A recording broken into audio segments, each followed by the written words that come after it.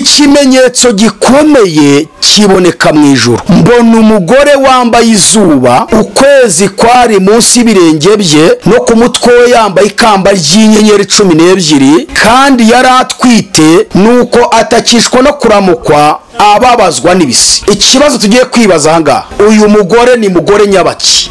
Uyu mugore ni uwuhe? Kugira ngo tubone uko tumusobanura, wowe nkurikiye, hari ijambo ushaka ko uwumva cyane, wongere uryumve unaritekerezeho. Yohana mu gutangira kwandika avuze ko ari ikimenyetso abonye. Ni ukuvuga ngo Hoseya yagereranywaga nk'Imana, hanyuma Gomeri akagereranywa n'Abisiraheli. Bariya banasambanaga nabo bakagereranywa n'uburyo Abisiraheli bagiye gusambana n'ibindi bihugu by'abanyamahanga no mu bigirwamana no guterekera. Kumucyura akamusaba akanamukwa byagaragazaga uburyo Imana n'ubwo Abisiraheli bayinaniye izongera ikabacyura ikabazana kugeza ubwo izatanga n'umucunguzi wayo Yesu Kristo, akaza kabakwa inkwano y'igiciro cyinshi y'amaraso. Ni ukuvuga ngo rero uyu mugore Yohana avuze hano mu gice cya 12 cy'ibyahishuwe, umurongo wa mbere yavuze ko ari ikimenyetso, bivuge ngo ni ikigereranyo gifite ibyo kigereranya. Tubonye ko uyu mugore agereranywa n'ishyanga ry'Abisiraheli. Wenda subi inyuma gato, ni ukuvuga ngo iri zuba twabonye ko ari Yakobo, ukwezi rirasheri ngo kwari munsi y'ibirenge, bisobanura kuganduka k'umugore, guca bugufi imbere y'umugabo. Hanyuma iriya kamba ry'inyenyeri 12 ni bene Yakobo 12. Ku kinone hari ikamba riri ku mutwe. Murabizi n'Abanyarwanda tuvuga ngo abana nibo kamba ry'umubyeyi. Ni mpamvu Imana yeretse Yohana ririya kamba ry'abana 12 bene Yakobo aribo bakomokaho ubwoko bwose bw'Abisiraheli. Noneho byose hamwe ni ishyanga rya Isiraheli. Ubwo hari igihe tuzana tugaruke tugira ikindi tubasobanura kuri ibyo ngibyo, ariko umenye ngo uyu mugore uvuzwe ni ishyanga ry'Abisiraheli, ubwoko bw'Imana. Navuga ngo n'uyu munsi baracyari ubwoko bw'Imana, n'ubwo Imana ibatayeho gato, ariko abari kwizera nabo barajya mu ijuru nkatwe. Tugeze ku kantu kabaza ngo ese uko kubabazwa n'ibisi, ngo yari atwite atakishwa no kuramukwa, ababazwa n'ibisi, ni gute Abisiraheli batwise ryari? Icya kabiri, ese igihe cyo kutakishwa no kuramukwa byabaye ryari? Icya gatatu, ese bababajwe n'ibisi ryari?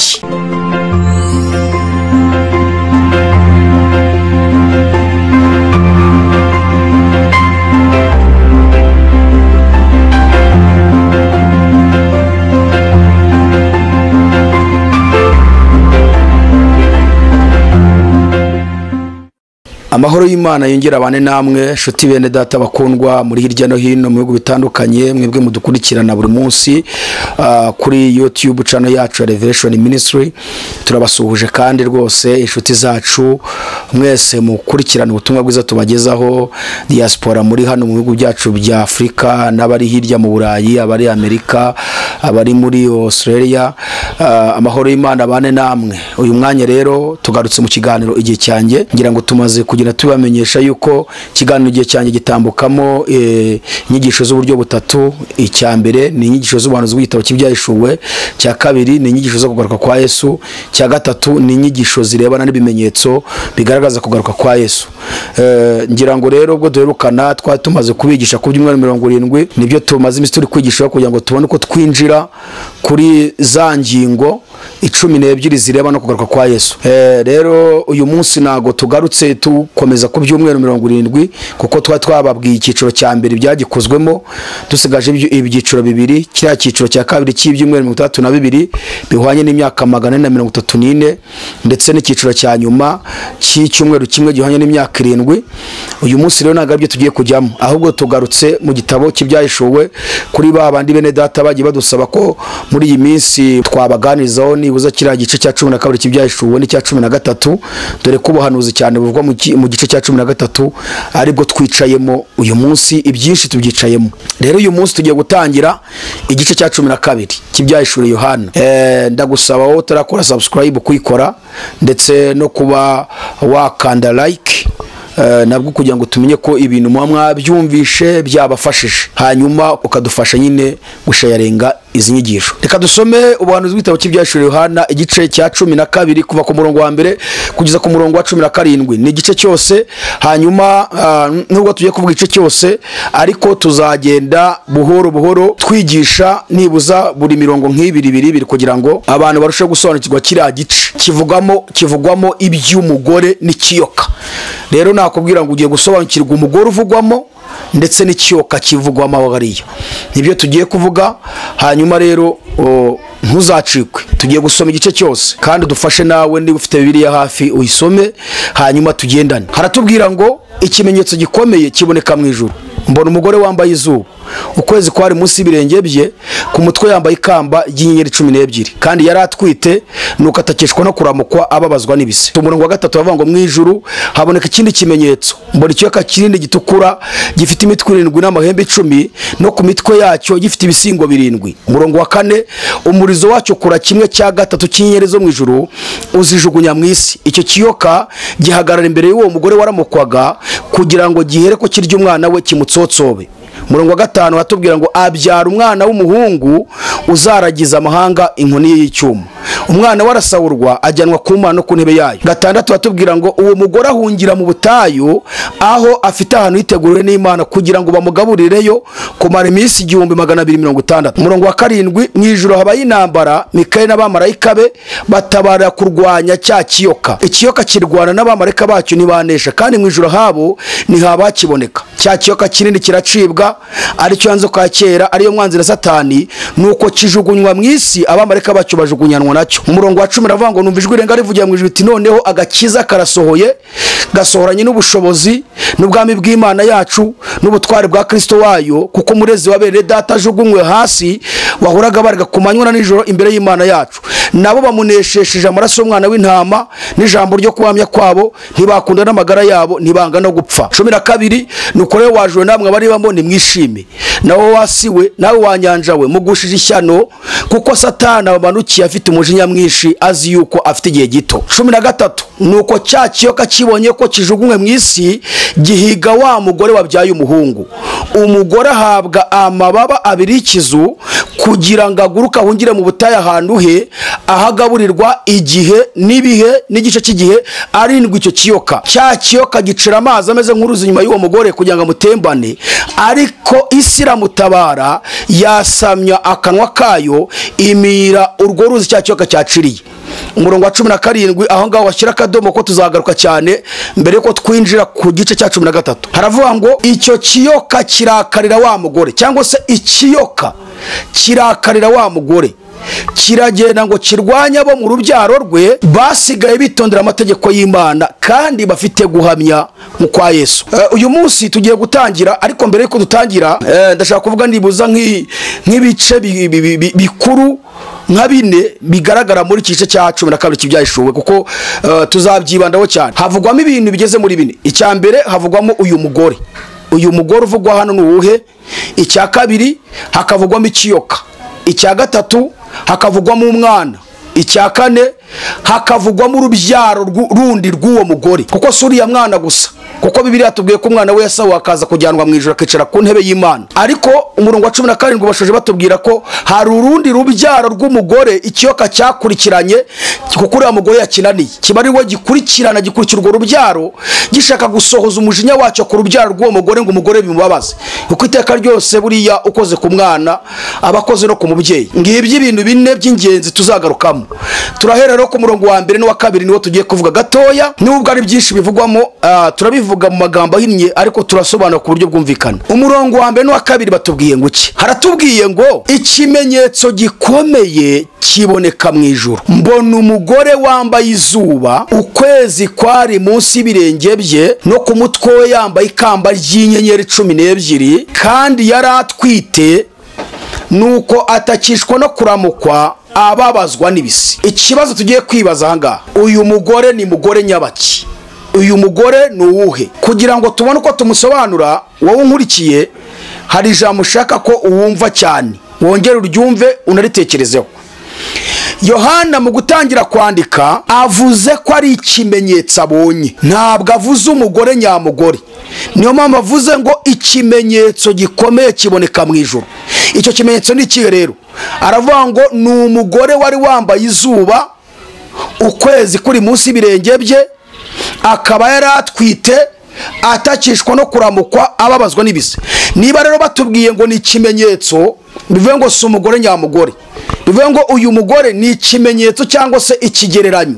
Aha dushobora kwibaza ngo none se agereranya iki niba atari umugore nyamugore? Kugira ngo twinjiremo dusobanure icyo umugore asobanura cyangwa se agereranya, turabanza twinjira muri Bibiliya mu buryo bwimbitse. Ndakurarikira gukunda ijambo ry'Imana mutarikunda. Dufite abantu benshi badakunda Bibiliya kandi bitwa ngo n'abakristo. Nawe unkurikiye aribwo bwa mbere ukaba uri umupagani utari wizera. Abapagani ni abantu batarizera Yesu umwami n'umukiza, ukaba wumvisha ubutumwa bwiza. Ndagusabye kugira ngo ugumane natwe, witurekura, ahubwo gumana natwe ubanze wumva ubuhanuzi icyo bushatse kuvuga, kuko burakureba nanjye burandeba, burareba aho isi. Niyo mpamvu nakubwira ngo komeza ubane natwe. Hanyuma uyu mugore Yohana yarashatse kuvuga cyangwa yahishuriwe, batubwiye ko ari ikimenyetso cyangwa ikigereranyo. Dushaka kwibaza ese agereranya iki? Ubwo nicyo ashatse gupresenta. Ni ukuvuga ngo uyu mugore agereranya ishyanga rya Isiraheli. Isiraheli kuki Imana yagiye igereranya nk'umugore wayo? Ubundi wari uzi yuko Imana yagiye igaruka kenshi igaragaza ko Isiraheli ari umugore wayo? Ni ukuvuga ngo Imana yagiye iba cyangwa yabaye umugabo w'Abisiraheli. Ese hari ahantu Bibiliya ibigaragaza? Turashaka kwinjira muri Bibiliya kugira ngo tubirebe. Mbere yuko twinjira muri Bibiliya kugira ngo mbanze ngira akantu mbasobanura ko gatoya ko uyu mugore ari Isiraheli, kuko Isiraheli ni abantu bose bakomoka kuri Isiraheli ari we Yakobo. Yakobo niwe witwa Isiraheli. Iyo bavuze rero ngo Abisiraheli ni bene Yakobo, nyine ni bene Isiraheli. Ubwo rero ngiye kubanza nsobanure gatoya ku nzozi z'umuntu witwa Yosefu yarose. Itangiriro igice cya 37 umurongo wa 9 kugeza 11. Mu nzozi Yosefu yarose inzozi z'uburyo bubiri. Hari inzozi wenda iza mbere kanziwore, reka njye kuza kabiri. Iza kabiri yarose ngo yarose izuba, ukwezi, inyenyeri 11 biza bimwikubita imbere. Arangije yegeranya se na nyina n'abavandimwe b'abakuru be, abarotorera inzozi yarose. Amaze kuzibarotorera, umva kuntu se yaramubwiye ngo niko sha, jewe na nyoko na bakuru bawe tuzaza tukwikubita imbere. Ukuvuga ngo hano Yakobo Yesu asobanura inzozi Yosefu yarose. Ni ukuvuga ngo izuba yarose ryasobanuraga Yakobo, ukwezi kugasobanura Rasheli ari we nyina wa Yosefu, hanyuma inyenyeri 11 zigasobanura bakuru ba Yosefu. Noneho tugaruke gatoya twinjire muri cya gice cya 12, duhere kuri uriya murongo wa mbere. Nuvuga ngo umugore ari we kimenyetso Yohana yabonye, ngo yamubonyeho ibintu bine. Iki kintu unkurikirane cyumbe. Icya mbere ngo yamubonye yambaye izuba, umwambaro we wari izuba. Icya kabiri ngo abona munsi y'ibirenge bye ukwezi. Icya gatatu ngo yitegereje ku mutwe amubona ikamba ry'inyenyeri 12.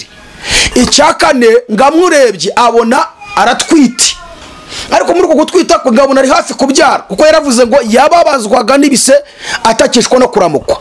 Iri zuba yabonye yambaye ni Yakobo, hanyuma kuri kwezi kwari munsi y'ibirenge ni Rasheli. Zira nyenyeri 12 ni bene Yakobo cyangwa bene Isiraheli. Byose wabiteranyiriza hamwe ni ishyanga rya Isiraheli. Bivuga ngo uyu mugore Yohana yabonye ni ishyanga ry'Abisiraheli, ni ubwoko bwa Isiraheli. Noneho tugaruka gatoya, ese ubundi Abisiraheli hari ahantu Imana igeze igaragaza ko ari umugore wayo? Iyo tugiye mu gitabo cy'umuhanuzi Yeremiya igice cya 3 umurongo wa 14, Yeremiya yarahanuye Imana imunyuzemo, aravuga ngo nimugaruke bana basubiye inyuma mwe, niko Uwiteka avuga, kuko mbabereye umugabo kandi nzabakuramo umwe mu midugudu na babiri mu muryango mbajyana i Siyoni. Nimugaruke bana basubiye inyuma mwe, niko Uwiteka avuga, kuko mbabereye umugabo kandi nzabakuramo umwe mu midugudu na babiri mu muryango mbajyana i Siyoni. Yeremiya 31 kandi nanone haravuga ngo kugeza 32 haravuga ngo Uwiteka aravuga ati dore iminsi izaza nzasezerana isezerano rishya n'inzu ya Isiraheli n'inzu ya Yuda ridakurikije isezerano nasezeranye na basekuruza ku munsi nabafataga ukuboko nkabakura mu gihugu cya Egiputa. Rya sezerano ryanjye bararyishe nubwo nari umugabo wabo wabirongoreye. Urumva Imana hano irimo iragenda ihamya ko ari umugabo w'ishyanga ry'Abisiraheli. Rya sezerano ryanjye bararyishe nubwo nari umugabo wabo wabirongoreye. Kurongorwa n'igihe bavanaga muri Egiputa akabarongora bajyana hehe i Kanani. Iyo tugiye mu gitabo cy'umuhanuzi Yesaya ubwo turi gusobanura uburyo Imana agiye igaragaza kuva kera ko ari umugabo w'ishyanga ry'Abisiraheli. Isiraheli Imana agiye igereranya nk'umugore wayo, Imana ikaba umugabo wabo. Yesaya itanduka n'umurongo wa 5 ndetse n'umurongo wa 13. Umurongo wa 5 haravuga ngo kuko umuremyi wawe ari we mugabo wawe, Uwiteka Nyiringabo niryo zina rye, Uwera wa Isiraheli niwe mucunguzi wawe, azitwa Imana y'isi yose. Umurongo wa 13 akavuga ngo abana bawe bose bazigishwa n'Uwiteka kandi bazagira amahoro menshi. Ikitonderwa ahantu hagaruka cyane nukuvuga ngo Yesaya hano buno buhanuzi Imana ashaka kwerekana ko ari umugabo w'Abisiraheli, ariko muri ubuhanuzi hanuye uza kongera usubiramo ahantu wasome neza ku murongo wa 5 ndetse no 13. Imana yongeye kunyura muri Yesaya igaragaza ko nubwo ari umugabo w'Abisiraheli ariko hari igihe izageraho ibe umugabo w'abari mu isi yose n'abanyamahanga, ubwo nabo bazageraho bahinduke umugore w'Imana. Ni mpamvu batubwiye ngo kuko umuremyi wawe ari wo mugabo wawe, Uwiteka Nyiringabo niryo zina rye. Aha rero hari isezerano ry'uko Imana izaba umugabo w'abari mu isi yose. Uwera wa Isiraheli niwe mucunguzi wawe, azitwa Imana y'isi yose. Ni ukuvuga ngo hano Imana igaragaje ko hari igihe izagera ibe umugabo w'abari mu isi, mu gihe mbere yari umugabo w'ishyanga ry'Abisiraheli. Kugeza ubwo ku murongo wa 13 Imana igaragaza ko hari igihe Abisiraheli bazabyara abana kandi abo bana bakazigishwa n'Uwiteka. Aba bana nzabagarukaho rero. Yesaya yavuze ngo abana bawe bose bazigishwa n'Uwiteka kandi bazagira amahoro menshi.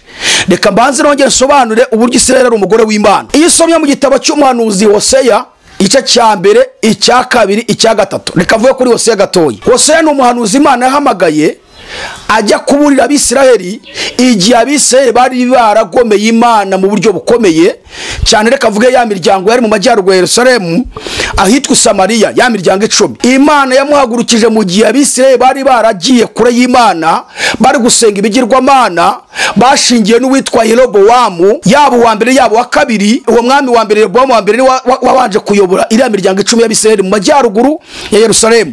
Noneho Abisiraheli bari bararetse Imana yabo bajya kubigirwamana. Imana yagurutsa Hosea, dore ko imagurutsa byagenze rero. Niyo ngo Imana yagurutsa Hosea yamuhinduye nk'ikimenyetso cy'Abisiraheli n'uburyo bayivuyeho. Yaramubwiye ngo nona genda mu muhanda, genda Hosea genda.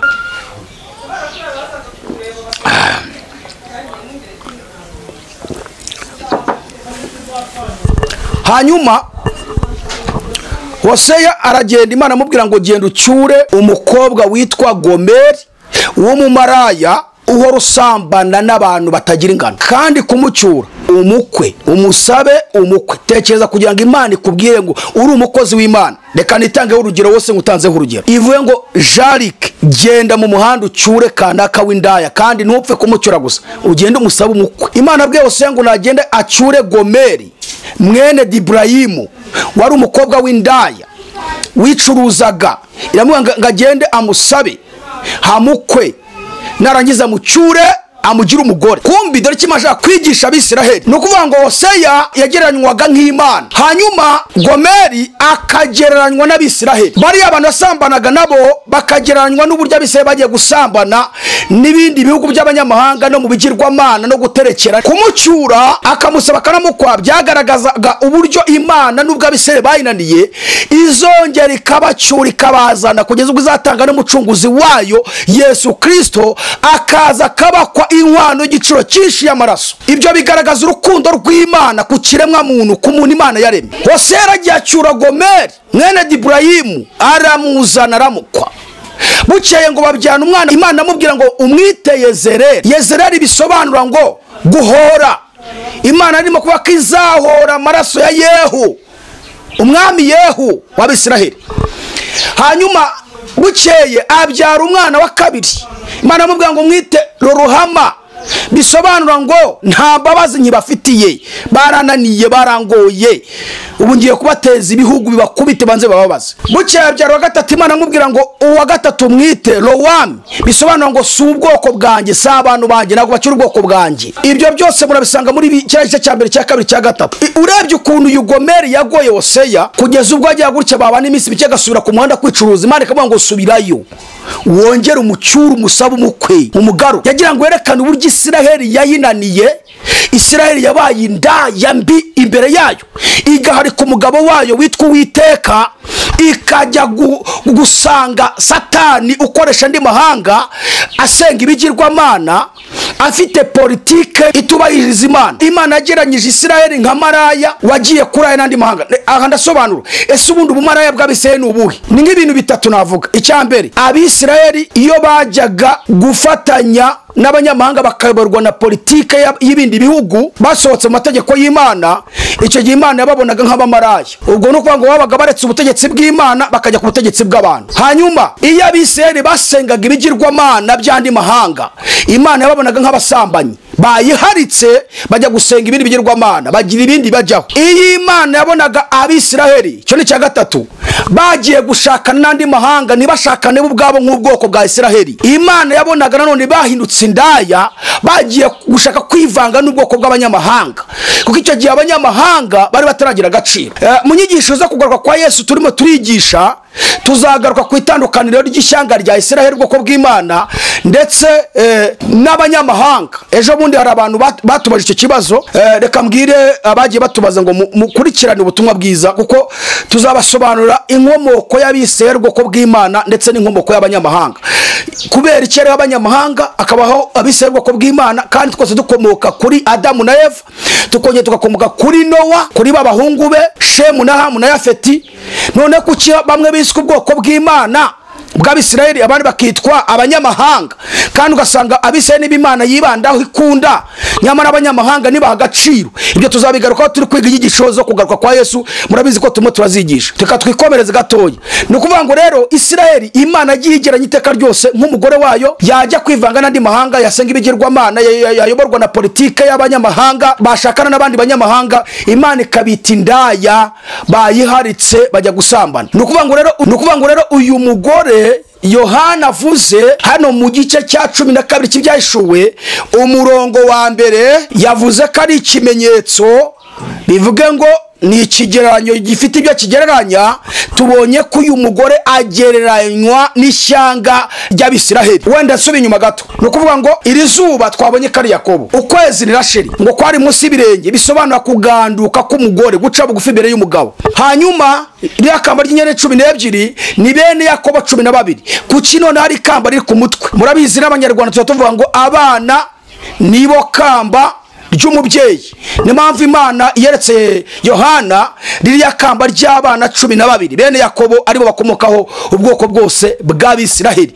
Noneho byose hamwe ni ishyanga rya Isiraheli. Ubwo hari igihe tuzona tugaruke tugira ikindi tubasobanura kuri ibyo ngibyo, ariko umenye ngo uyu mugore uvuzwe ni ishyanga ry'Abisiraheli, ubwoko bw'Imana. Navuga ngo n'uyu munsi baracyari ubwoko bw'Imana, n'ubwo Imana ibatayeho gato, ariko bari kwizera nabo barajya mu ijuru nkatwe. Tugeze ku kantu kabaza ngo ese uku kubabazwa n'ibise, ngo yari atwite atakishwa no kuramukwa ababazwa n'ibise, ni gute Abisiraheli batwise ryari? Icya kabiri, ese igihe cyo kutakishwa no kuramukwa byabaye ryari? Icya gatatu, ese bababajwe n'ibise ryari? Utse yuko iyo tugiye mu isezerano rya kera, Bibiliya igaragaza ko isezerano rya kera ryanditse mu rurimi rw'Igiheburayo, hanyuma isezerano rishya ryanditse mu rurimi rw'Ikigiriki. Ni ukuvuga ngo Abisiraheli tubonye ko bitwa umugore w'Imana, ariko tuje mu isezerano rishya, itorero rya Kristo, Bibiliya ryita ngo ni umugeni wa Kristo. Ibyahishuwe Yohana igice cya 21 umurongo wa 9 kugeza ku murongo wa 11. Aha ni igihe Yohana yarimo kwerekwa iby'abamarayika 7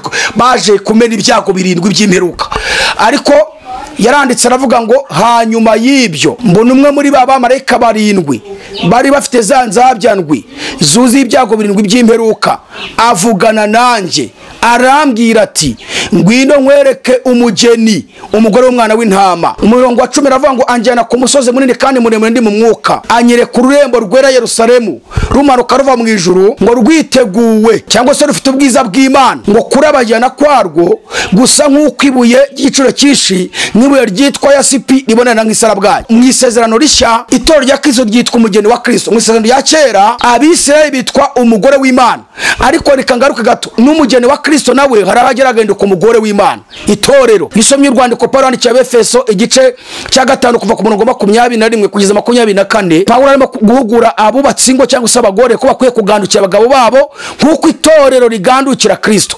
Niba hajemo kuganduka, ubwo ni ukuvuga ngo twahindutse umugore, kandi itorero ryanditse umugore rigandukira Kristo.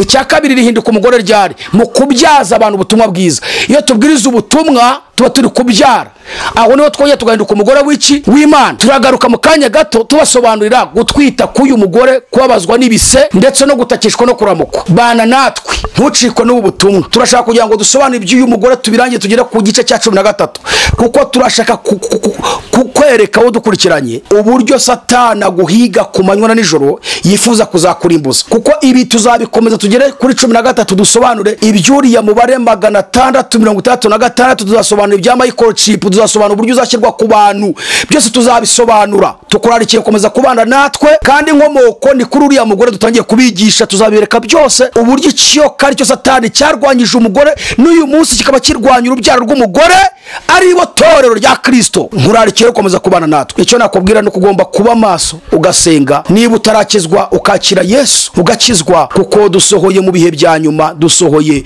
nababwira ngo tugeze finally y'iyi si. Mureba abantu bakunze. Hanyuma muri izi nyigisho twize tugiye gukuramo intego, ariyo tugiye gusengeramo. Bwira Imana ngo Mana umpe kuba maso. Aho niho tugiye gusengera ku ntego ivuga ngo Uwiteka uduhe kuba maso. Ushobora kubivuga utazi icyo bivugiye, ariko tuzagera tubyinjiramo nibwo uzumva ko iki gihe tugezemo ari cya buri wese akwiye kuba mu maso. Tugeze mu buhanuzi bukomeye cyane bw'ibihe dusohoyemo abantu tutazi. Duhereye kuri Isiraheli, tuzagaruka dukomereza, tuzava mu Bisiraheli tuza dukomeza kuri twebwe twitwa ngo turabanyamahanga. Muzumva ibintu bitwicayemo. Kiriya kiyoka cyakurikiranye Isiraheli birakinanira, ubu kinjire mu banyamahanga nitwe kiriho. Tuzabyiga byose. Reka dusenge. Mwami Yesu, turagushimiye ijambo ryawe ryiza uduhaye. Turagusaba kugira ngo uduhe kuba maso. Uyu muntu wese ukurikiye ubutumwa bwiza, wari urimo kumva ubutumwa, kubwiza inyigisho yumvishije wenda ari nabwo bwa mbere, icyambere no kumushoboza kuba maso. Waravuze ngo nitubona ibyo bitangiye kubaho tuzararame twubura imitwe yacu, kuko gucungurwa kwacu kuzaba kwenda gusohora. Iki kiyoka cyahize uyu mugore bikakinanira, kigahiga umwana we, bikakinanira kigasigara gikurikiranye urubyaro rwe ngo rusigaye rwitondera amategeko y'Imana, kandi rufite guhamya ngo kwa Yesu. Uwiteka we, turasenze kugira ngo wowe ukiturinde. Nta kindi kizatuma tugicika, no kwinjira muri wo tukakwizera, ukaduhisha mu gicucu cy'amaba yawe. Uyu muntu wese dukurikiranye, reka ubutumwa bwiza urusheho kubumwumvisha no kumushoboza kuba maso. Turagushimiye ko wumvishe gusenga, tubyambaje twizeye mu izina rya Yesu, amen. Murakoze cyane. Umwami Imana abahe umugisha. Shalom. Nawe utaha.